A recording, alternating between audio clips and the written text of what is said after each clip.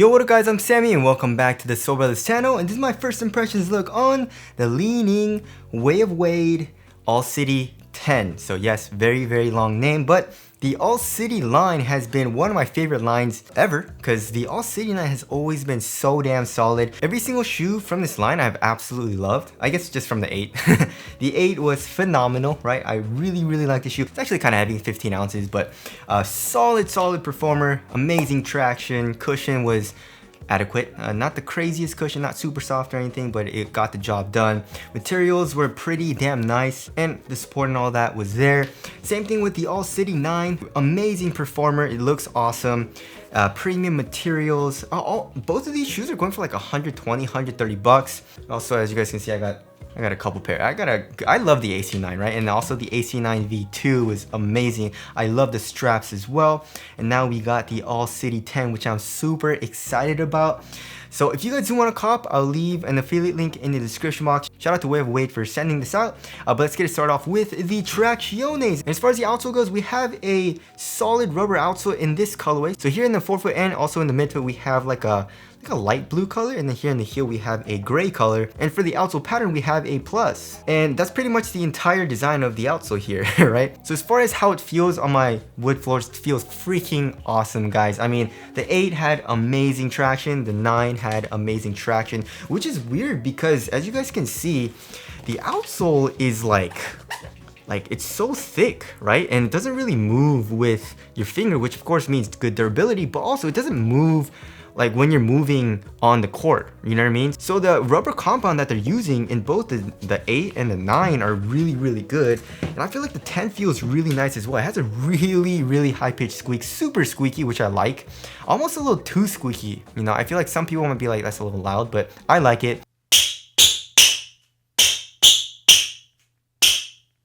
And the bite is awesome. It seems like it's gonna bite really hard, but one thing that I am worried about is dust. It seems like it's picking up a little bit of dust, especially since my I don't know, I always say this, but my floors are always dirty because my dog shed a lot. And it seems like it's picking up a little bit of dust, you know what I mean? And also, another thing that I kind of noticed is that when it was picking up all that dog hair and stuff and all that dust on my floors, it was sliding out a little bit, as in like it felt a little dangerous, right? So of course that has nothing to do with performance yet because I don't know how it'll perform on an actual like basketball court. That's just my first impressions on my acrylic wood floors. But the bite overall does seem good, just a little bit worried about dust. Here in the middle of the outsole, we have a plastic midfoot shank plate, and also it says boom right here, right? So we'll get into cushioning in a little bit, but the traction seems awesome. Durability also, it should be nice because of course Li-Ning or just Chinese companies in general make very durable outsoles because of their demographic. So of course the 8 was super durable. This shoe or this colorway is dead stock. I feel like I played in it once or twice, but my other pair is somewhere over there, and it's underneath a lot of shoes, so I didn't want to get it. Anyways, there's the 8, and then also the 9 was very durable. I actually played in on the outdoor court with this exact shoe. And the 10, the rubber seems pretty damn hard. The grooves are deep and also thick, so it should be fine for outdoor use. Alright, moving on to the heel to toe transition. It seems overall pretty damn smooth, right? So here in the heel, we have a curved shape and pretty much fully exposed midsole. I mean, the rubber outsole does come up to cage the midsole a little bit, but overall it's pretty exposed. There is a good amount of compression. And then here in the forefoot, we have a nice curved shape, as you guys can see, and look at that, a lot of forefoot flex. Somehow it flexes a lot. Look at that, a lot of forefoot flex, even though there is a midfoot shank plate. And I thought this plastic part, as you guys can see, this cage right here, I thought this would hinder the movement a little bit, like the flexibility of the forefoot, but actually it doesn't. So heel to toe transition feels very smooth so far right now. Moving on to the cushioning setup, that actually might be one of my favorite parts about the shoe right now. It feels really good, right? So we have boom and also cloud, and looking at the website, it looks like it's full length boom. I'm not 100% sure if it is because it doesn't say specifically if it is or not, but it looks full length in the picture, right? And the boom is pretty much right underneath your foot. So as far as the insole goes, the insole feels pretty damn nice, you know? They give us a nice plush like insole, and that does improve the step and comfort. And also the strobo board is surprisingly pretty damn soft. Like if you look at it, it looks like a regular strobo board, but it doesn't feel super glued down and super stiff. It actually has a good amount of give when I press it with my fingers. If you guys can see the hole here in the heel, it looks like Boom, right? The texture of Boom is very similar to Boost, and that's what it looks like. So Boom is definitely in the heel, and I feel like it's in the forefoot as well, just because the step and comfort is really comfortable. And it's just like a subtle little compression and also like softness, but it feels really nice. And I feel like once I start playing in it, it'll definitely improve over time. And I really do enjoy Boom foam. It's one of my favorite foams. It's up there with like React and Boost. So that's right underneath your foot, and the step and comfort is really, really nice. And also the light foam, right? So the light foam is just the midsole, and you can see it here on the outside of the shoe. And it compresses a good amount for the midsole. It feels really comfortable. There is a good amount of compression here in the heel, not as much in the forefoot. And also court feel seems really good as well. I mean, if you look at it, the thickness of the cushion doesn't look that thick, right? So the court feel seems good, and also the step and comfort is amazing. So I feel like the cushioning setup I like a lot so far, and I feel like a lot of you guys will like it as well. And I feel like it'll get even better once I start playing in it. All right, moving on to the material. So it's a very similar material actually to the Outsole 9. So it's like a textile material, and also the design is very similar as well here in the forefoot, right?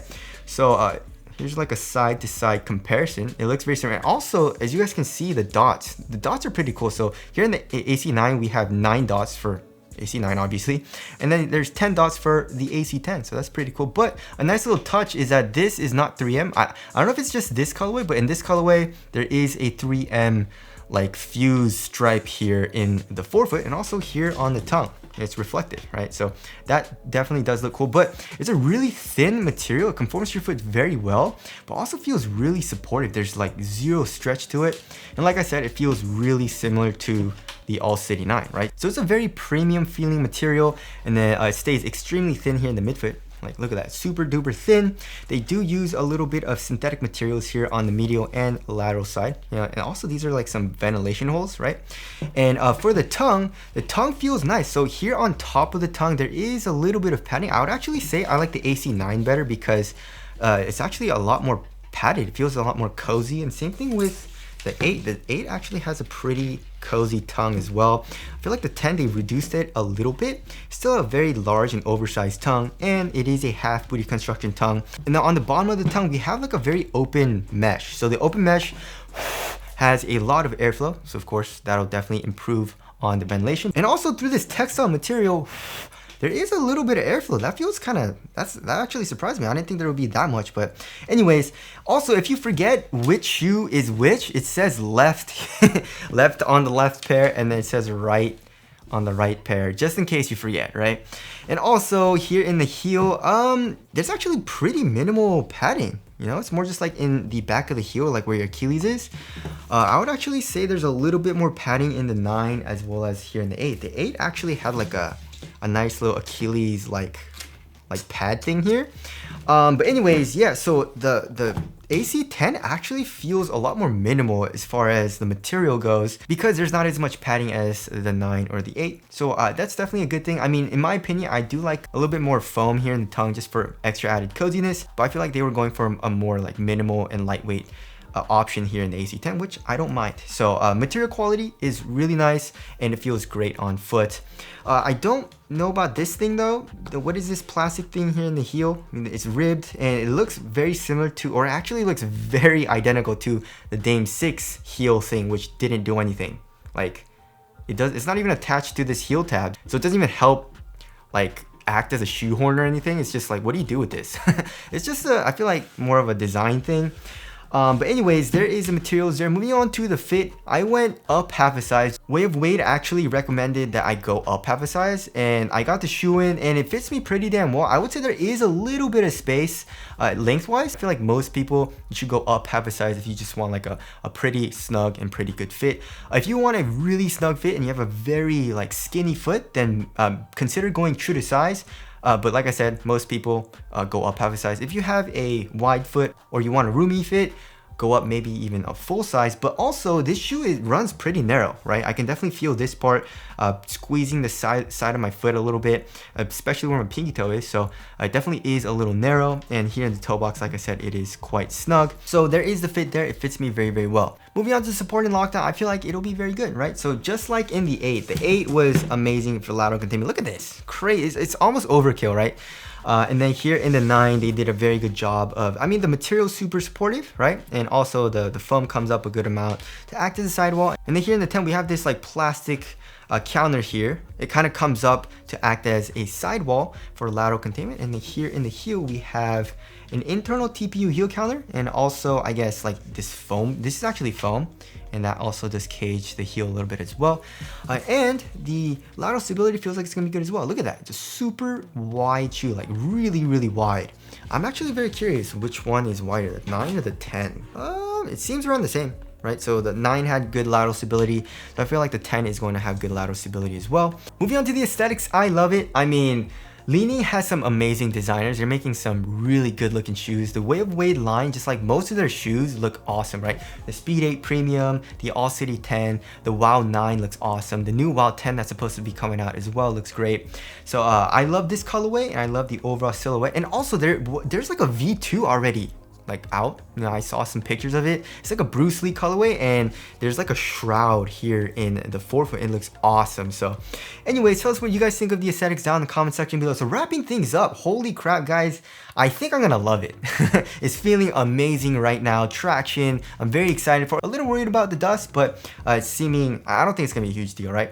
Cushion also, it definitely feels the best out of the 9 and the 8. You know, the boom being right underneath the foot feels really, really comfortable, and I love the cloud, like the extra compression that you get from the midsole. The material feels quality, thin, and also supportive, so it feels great on foot. So yeah, the AC10 is looking awesome. As far as the weight goes, I feel like the AC10 is gonna be pretty light compared to the 8 and 9. I mean, like 12 ounces? 12.84 ounces. Let's check the other pair.